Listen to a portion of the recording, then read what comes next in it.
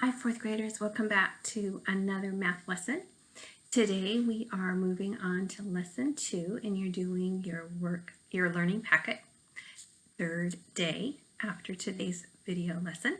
So today's video lesson is reviewing area and perimeter. So our target that we're going to look at today is to identify area and perimeter of objects. So again, kind of reviewing what is area and perimeter again. And I know you talked about it in third grade, and we talked a little bit about it already this year in fourth grade. So we'll review that. And then we're going to also take a look at formulas or a way. Formulas are the word that mathematicians use to figure out area and perimeter of quadrilaterals. Okay, we're going to look at four-sided figures to figure out area and perimeter. That's what we're going to work on today. So the first thing I want you to think about is area. When we talk about area, what are some things that we measure for area? What are some things we measure for perimeter? Why do we need to know this? So I thought of some ideas of when we do need to know about area. So if you were getting carpeting in your bedroom, or if you have a rug in your bedroom, your area rug might be like a 6 foot by 8 foot, or your carpet might be 10 foot by 12 foot. So it covers the whole area of your floor or part of your area. If you're putting in a garden this year, I know several of you are planting things, the size of your garden would be area. If you have chickens or other pets and you build a pen for them, how big that pen is will be the area. The surface of this whiteboard, or the surface of our whiteboards in our classroom that we had. If you're going to paint a wall, I know I'm doing some painting, so I need to figure out how much paint I'm going to need to cover the surface of some walls. Also your roof. Like it rained really hard yesterday. I thought about all that surface area on the roof that was getting pounded with rain and hail yesterday on Saturday. So those are some things that we think about for area. There's several others. Then we think about perimeter.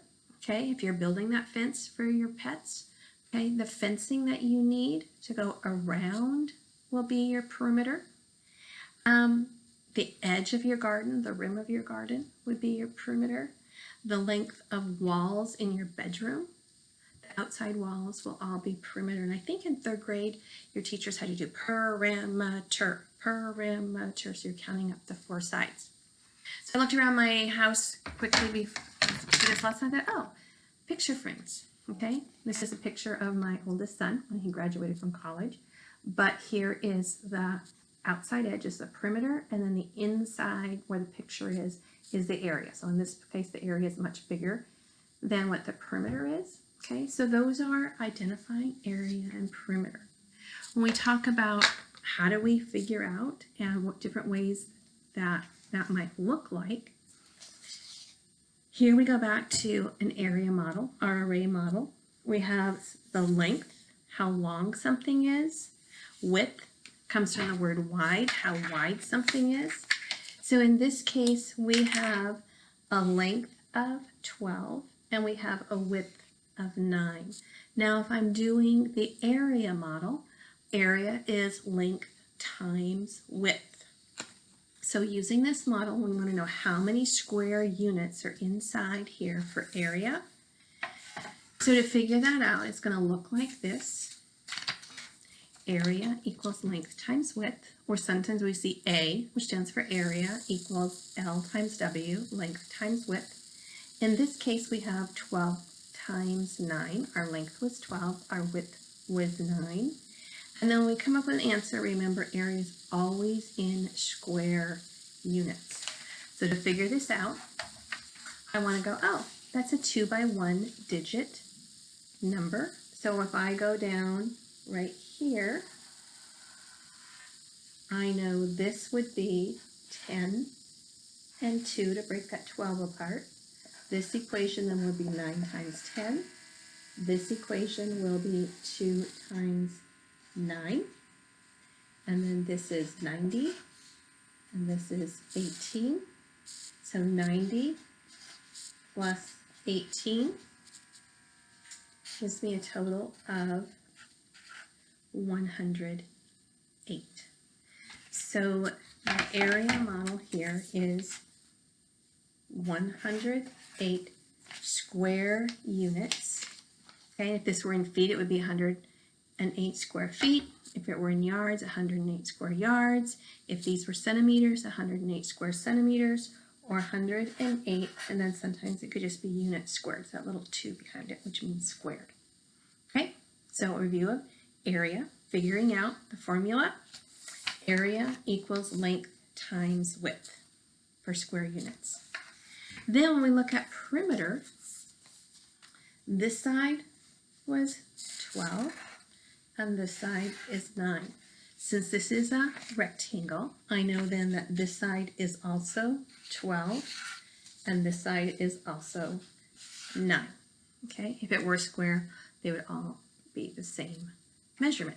Okay, so for perimeter, the formula that we have is perimeter is the length plus the width plus the width. Or we could think of it as 2 times the length, which was 12, plus 2 times the width, which was 9. We could do 12 plus 12 plus 9 plus 9, but then we have 12 2 times, and we have 9 2 times. So 2 times 12 plus 2 times 9. So 2 times 12 is 24. 2 times 9 is 18. When I add 24 plus 18, I get a total of 42, and I'm going to label that units. Now, again, if this were feet, it would be 42 feet. If it were yards, it would be 42 yards. But when we do perimeter, it's just the outside edge, so there's no squares involved. It's just those lines. Okay? So there are our formulas for area and perimeter. You're adding up for perimeter, perimeter. You're finding out how many square units are needed when you're doing area. You will need to use the strategies that we've been learning for 2-by-1 digit multiplication when you're finding area, because it's a big multiplication problem. So in your packets today, for your learning, you have a page to work on about area and perimeter review, but multiple choice, but do some thinking, because it does require a little bit of thinking on the way they're asking the questions. You have this page also to solve. Then when those are done, you have 4 different questions where it's asking you to find the area and the perimeter for these different size rectangles. So this one's 22 times 9. This one's a square. That's 12. So I gave you a little sample there of how you could solve that.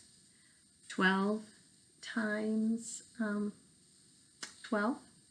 So we use that array model.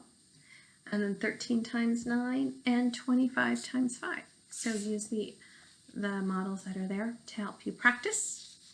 And you should have fun with that.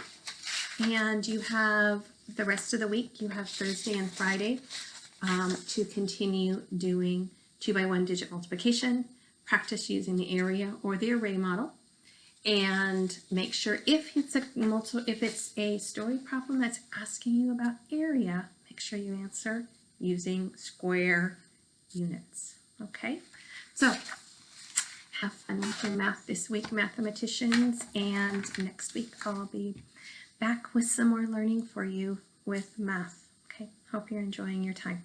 Talk to you later.